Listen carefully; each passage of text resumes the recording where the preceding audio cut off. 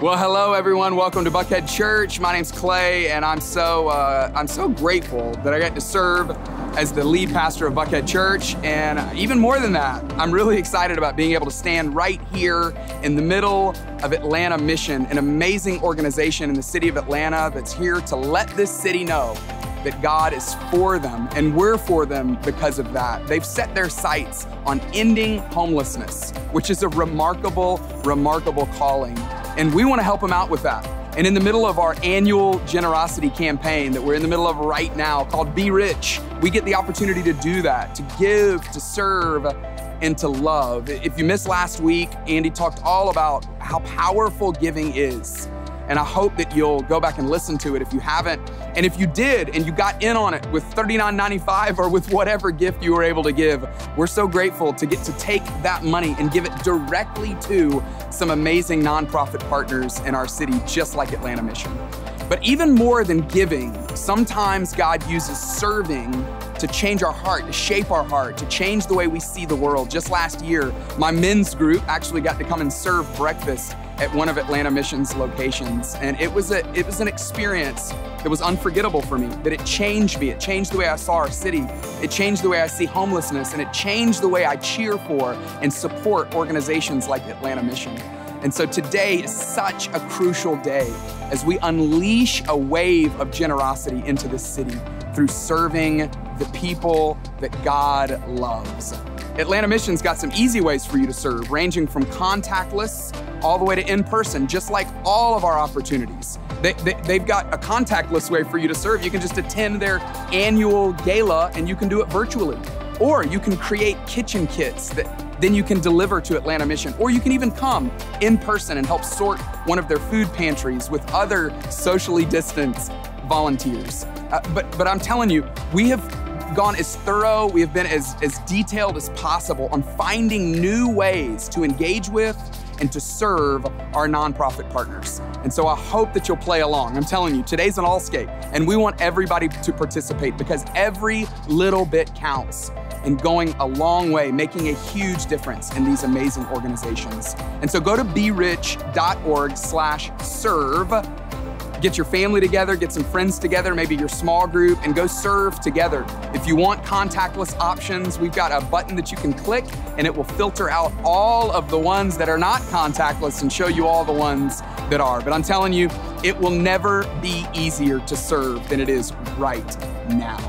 And so come join us. Come be a part of what's happening in our city as we let our city know that we're for Atlanta because God is for Atlanta. It doesn't matter how long you've been coming to Buckhead Church, if you've been a part of this for a long time, or even if you're brand new, you can play along. In fact, if you are brand new, make sure you go to buckheadchurch.org/new. Let us know that you're here. We've got a free gift that we want to send you just to tell you how glad we are that you're here.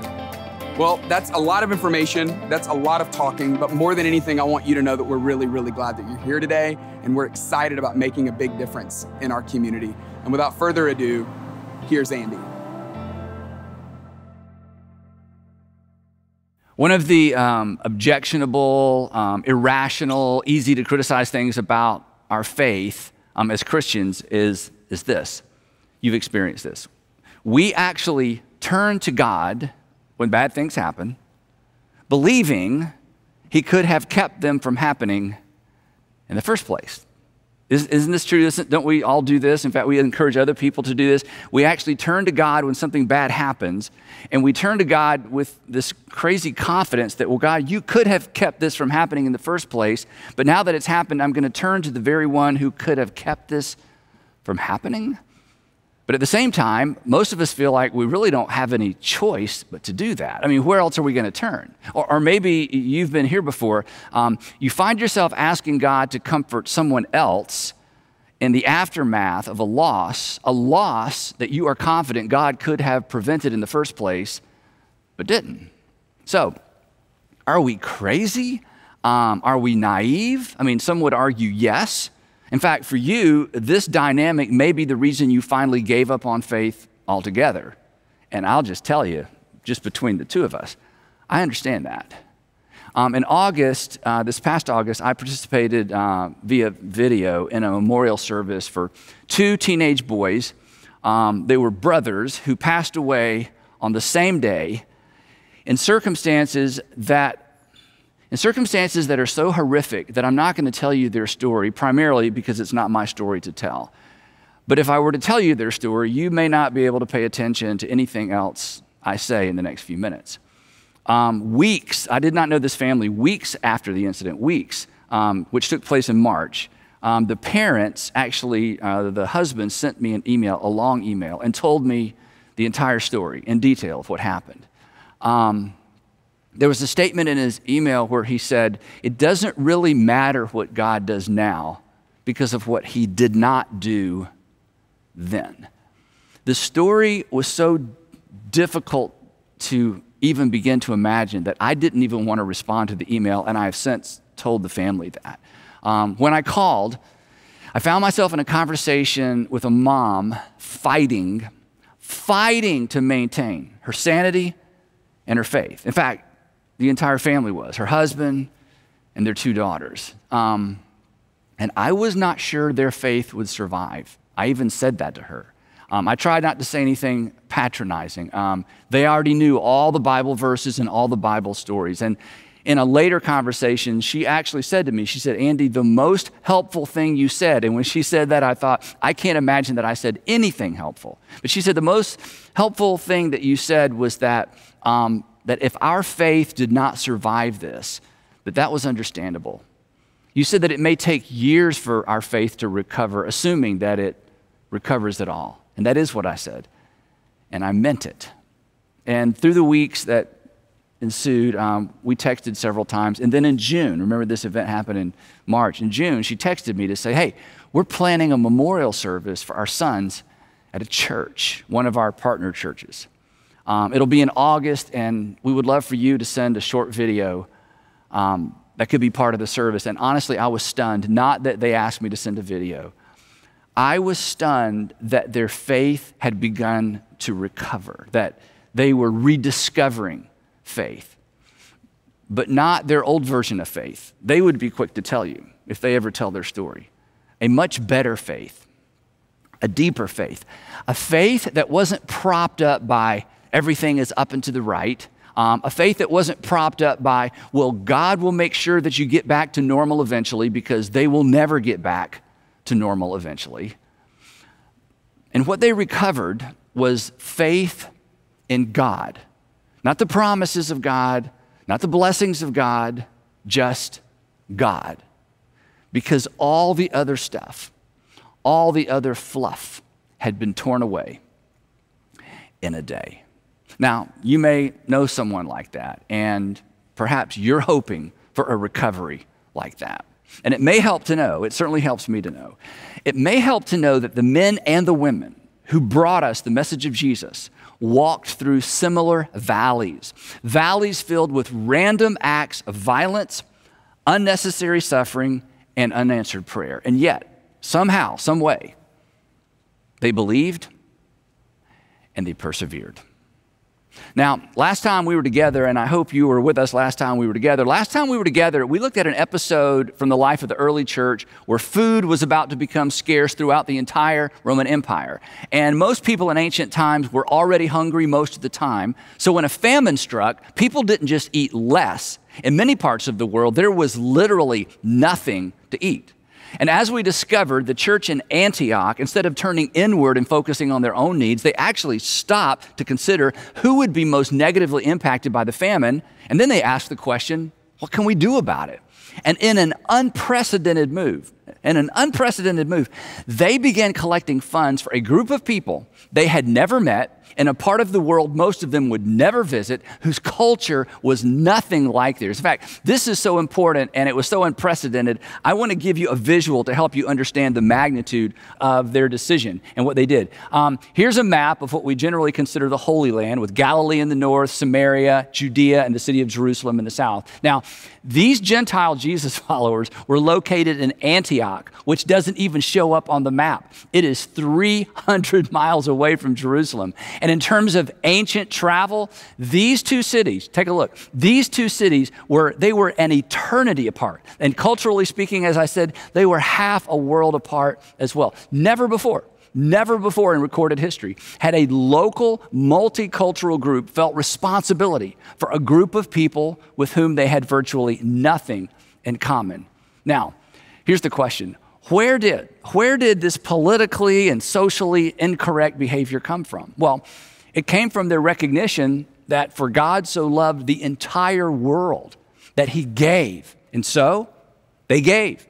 They gave because that's what love required of them. So picking up where we left off last week, the folks in Antioch, the Gentile believers in Antioch, are beginning to take up a collection. They're concerned about the believers in Jerusalem who are already suffering because they're being persecuted for their faith. And then there's a famine that's about to make things even worse. So anyway, back in Jerusalem, something terrible happens. I mean, something terrible is coming, but something terrible happens. Something random, something seemingly unnecessary, something dark. Something that would leave Jesus followers scratching their heads and wondering, where in the world was God? Here's what happened. The text says that it was about this time, and again, just to put this into perspective, this is about 15 years after the resurrection.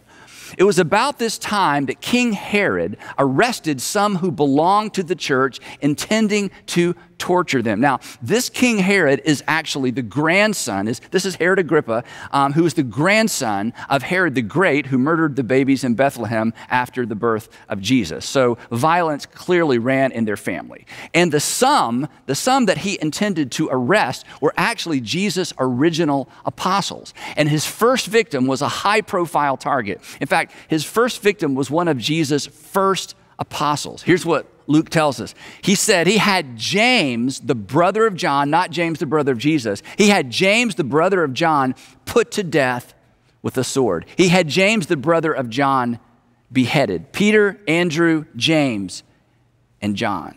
Now, this was a huge blow to morale for the Jesus followers in Jerusalem, but it won Herod political points with his constituency. In fact, here's what the text says. When he saw that this met with approval among the Judeans, Herod proceeded to seize Peter also. Now, Peter is a really big fish. In fact, next to Jesus, this is the biggest fish. And this would keep the taxpayers happy, and perhaps it would quell some of the anti-Roman sentiment that was usually very high during Passover season. So, Herod followed through with his threat. After arresting Peter, so he arrests him, he puts him in prison, handed him over to be guarded by 4 squads of 4 soldiers each. So Peter is being guarded by 4 soldiers at all times, and this happened at the beginning of Passover, and Herod intended to bring him out for public trial after Passover. Luke continues. He says, so Peter was kept in prison, but here it is, but the church was earnestly praying to God for Peter. They were praying specifically for Peter's release. And there it is. This is one of the many places where the experience of first-generation believers intersects with ours. Think about it. The Jesus followers in Jerusalem, think about it. The Jesus followers in Jerusalem are asking God to deliver Peter days after God did not deliver James. Again, the Jesus followers, they're asking God, they're praying, they're asking God to deliver Peter from prison just days after God did not deliver James. I mean, why bother? If God was concerned about Peter, he wouldn't have allowed Peter to be arrested in the first place, right? So if God didn't stop Peter from being arrested, Why turn to God after he's arrested? And if God didn't protect James, why should they expect him to protect Peter? I mean, they were as crazy as we are. Actually, we are as crazy as they were because apart from their crazy, we would not be having this conversation. Apart from their crazy, the message of Jesus would have never survived the first century. In fact, it turns out that they weren't crazy and their faith was not misplaced, and neither is yours.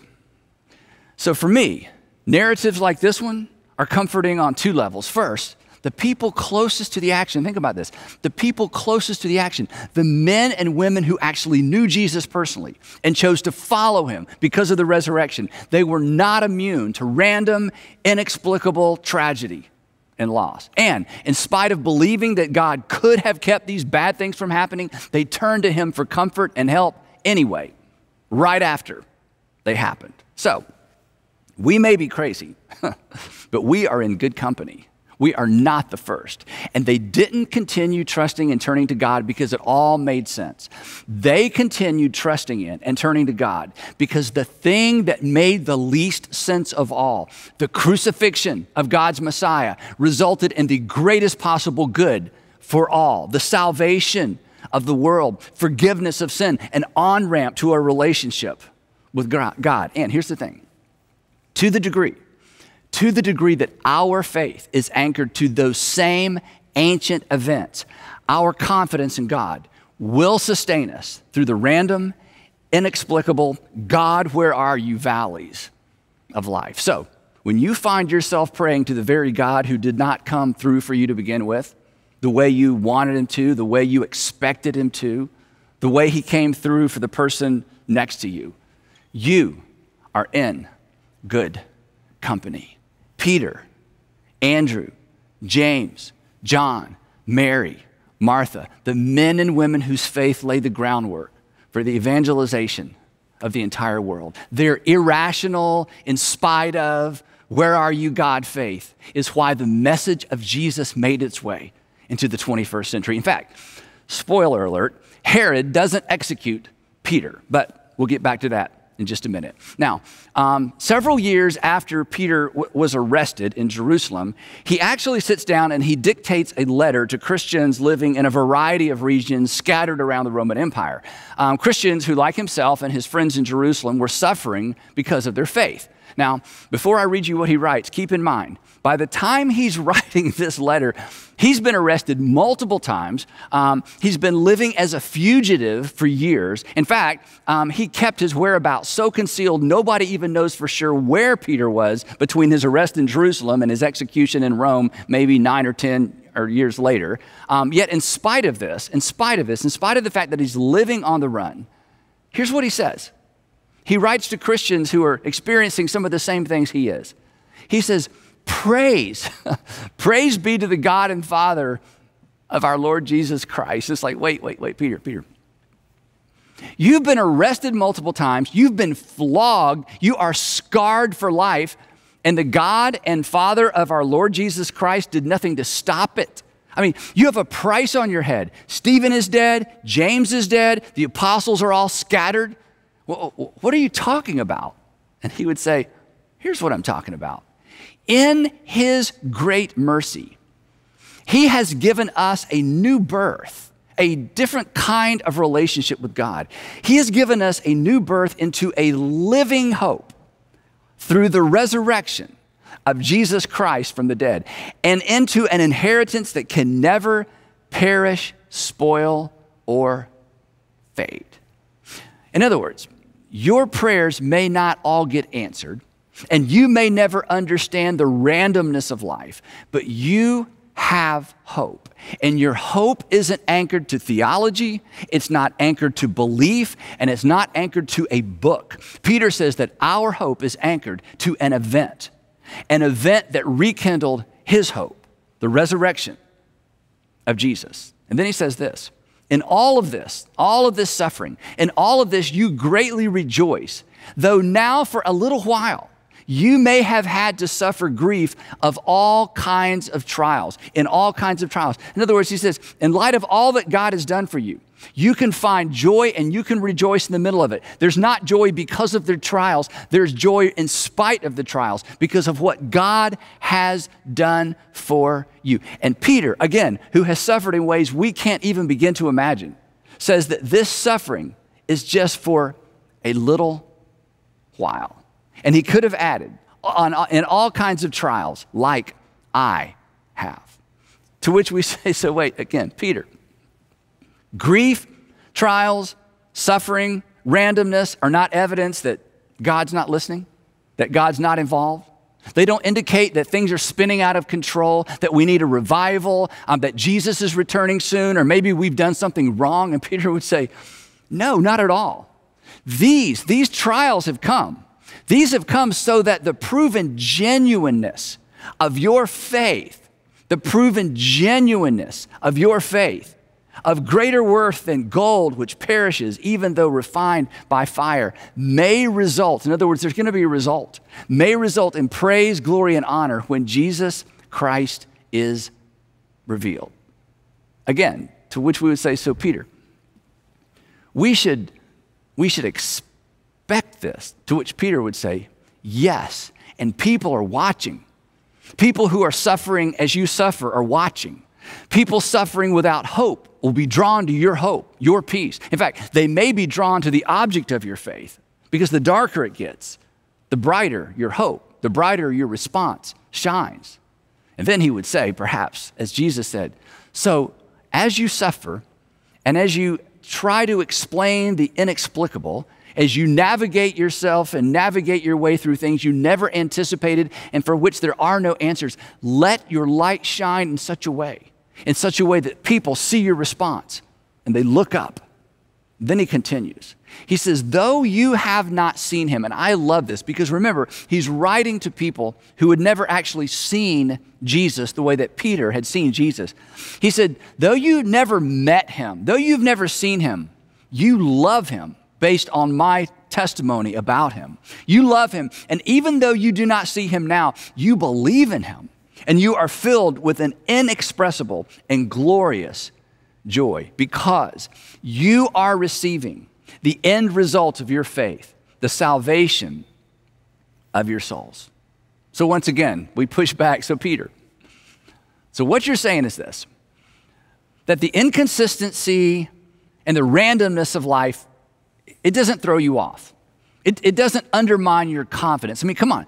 They got James, they came for you, and Peter would say, no, my faith doesn't depend on consistency or certainty or my ability to explain things. My faith is not shaken by the randomness of life. Come on. I saw the best possible person suffer the worst possible death. It made no sense at all, none. And God brought him back to life. So while there's a lot I can't explain, and there's a lot I don't understand, I just got to tell you, after the resurrection, the rest is just detail. And then in the same letter, Peter gives his audience and gives us the strangest to-do list. But we're going to talk about that next time. Now, I want to get back to the storyline real quick, so to catch us up. So God allows Herod to execute James. He allows Herod to arrest Peter and put him in jail. The Jesus followers in Jerusalem are praying and asking God to facilitate Peter's release, knowing that Herod may be coming for them next. And then, for reasons that made absolutely no sense to them at the time, but would become clearer later, the night before, check this out, the night before Herod was to bring Peter to trial and then have him executed, Peter was sleeping between two soldiers, bound with two chains, and sentries stood guard at the entrance. And then suddenly an angel of the Lord appeared, and a light shone in the cell, and the angel struck Peter on the side and woke him up. Quick, get up, he said, and the chains fell off of Peter's wrist. Then the angel said to him, put on your clothes and sandals. And Peter did so. Wrap your cloak around you and follow me, the angel told him. And so, of course, Peter followed him out of the prison. But he had no idea that what the angel was doing was really happening. He thought he was seeing a vision or maybe having a dream. And then They passed the first and the second guards, and they came to the iron gate leading to the city. It opened for them by itself, and they went through it. And then, when they had walked the length of one street, suddenly the angel left him. Now, I know what you're thinking, because I think the same thing. Really? Really? And why doesn't God do that kind of thing anymore? And why doesn't God do that kind of thing for me anymore? But let me tell you what Peter and his friends were wondering.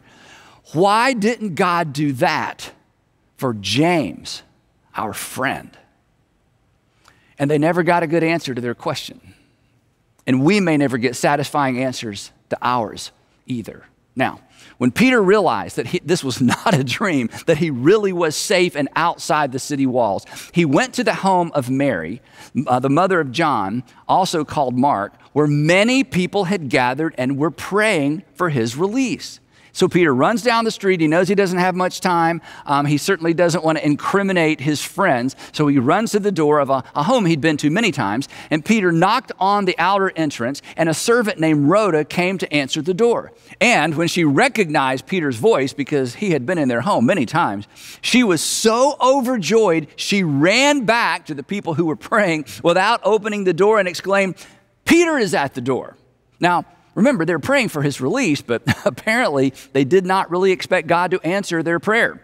In fact, listen to their response, and this is important. This is just more evidence that the writers of the New Testament did not write the main characters in as heroes or even people with more than average faith. They didn't experience miracles every day, and they did not expect a miracle this day. Now, when Rhoda tells the prayers that Peter is at the door, here's what they said.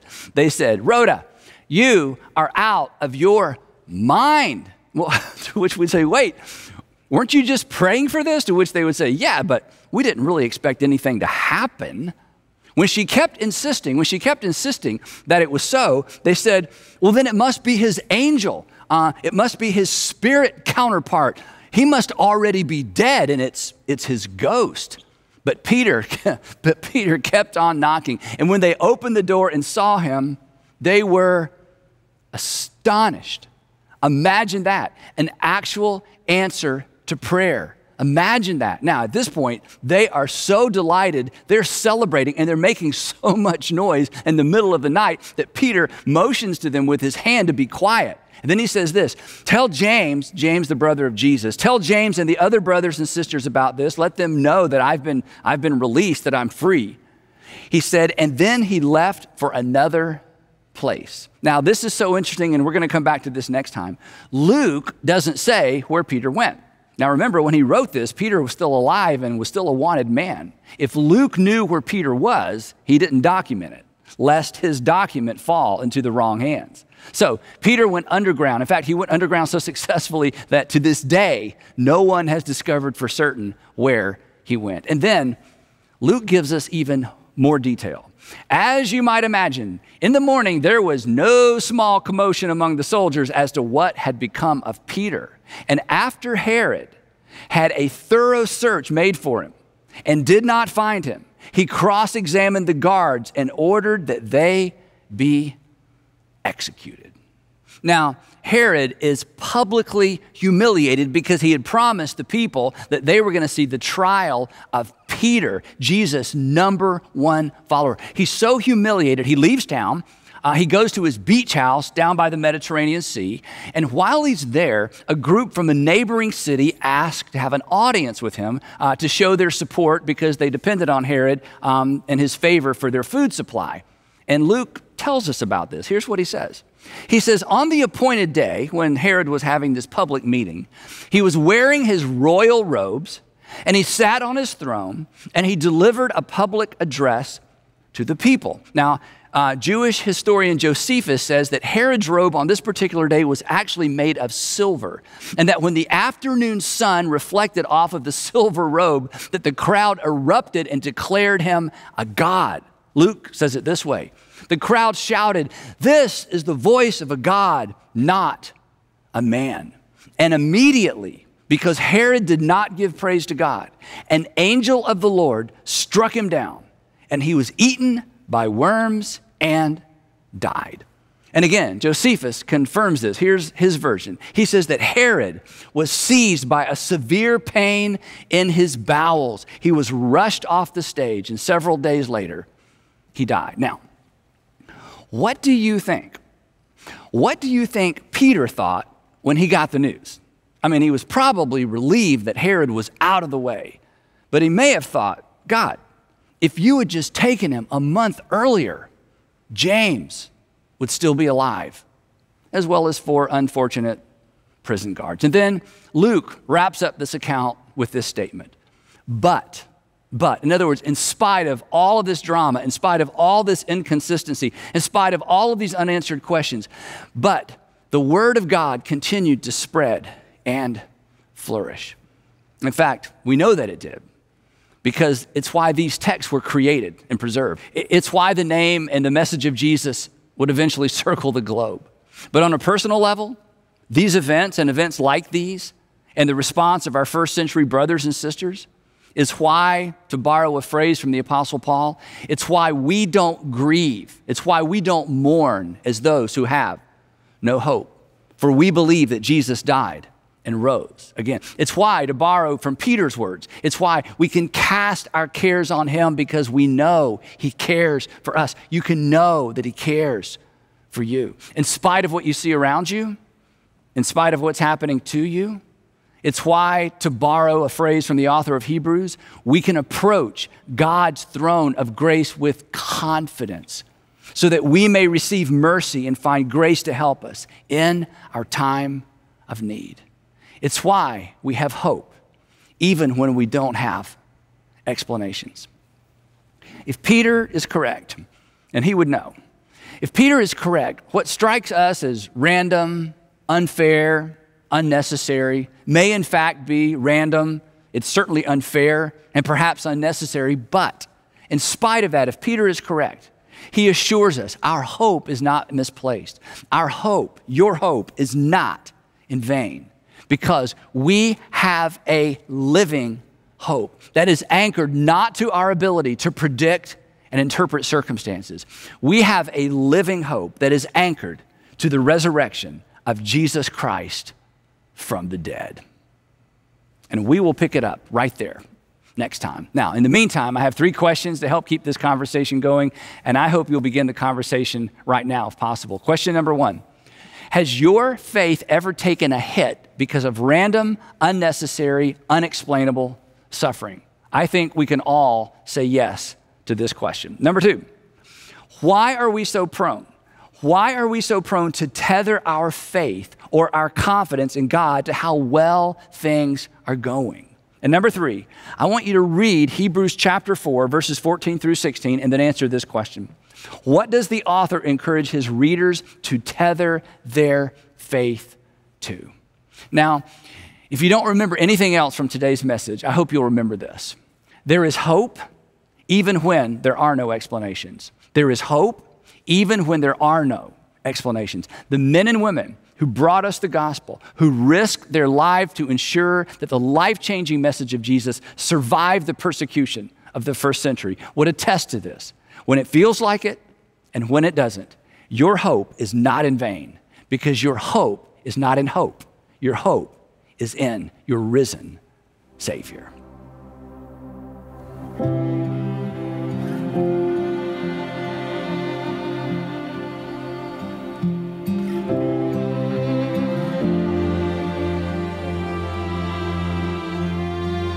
When the pieces seem to shatter, to gather off the floor, and all that seems to matter is I don't feel you anymore. I don't feel you anymore.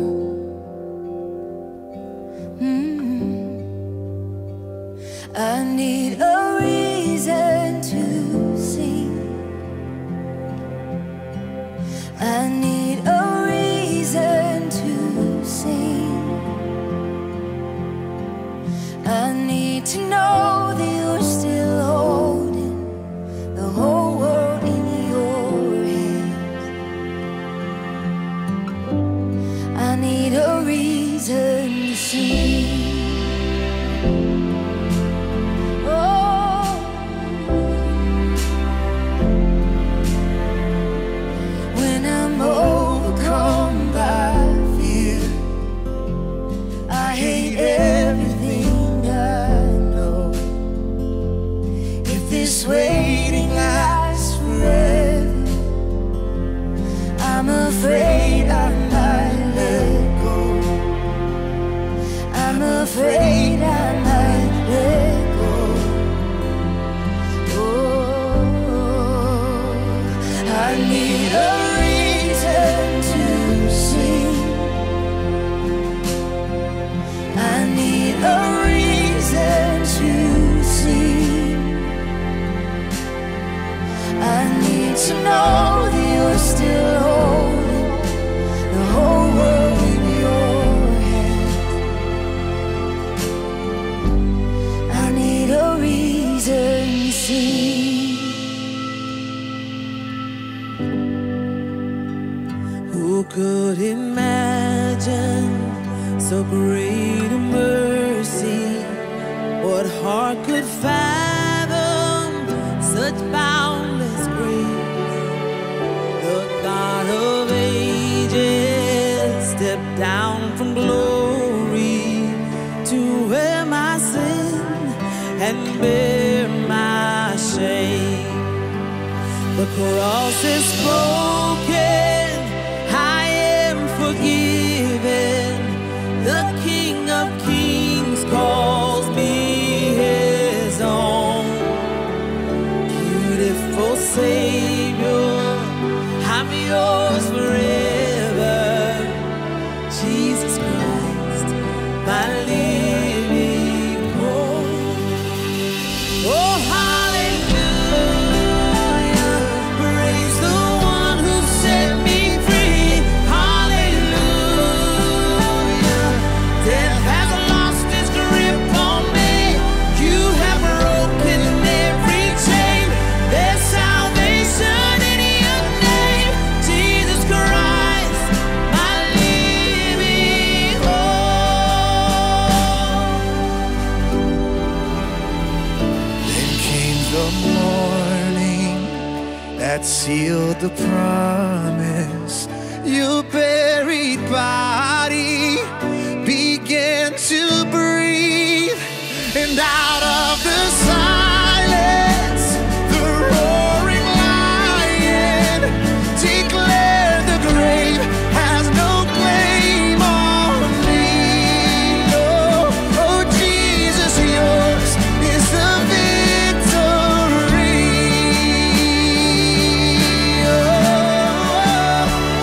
Oh, hallelujah, praise the one who set me free. Hallelujah, death has lost its grip on me. You have broken every chain. There's salvation in your name, Jesus Christ, my living hope. Oh, hallelujah, praise the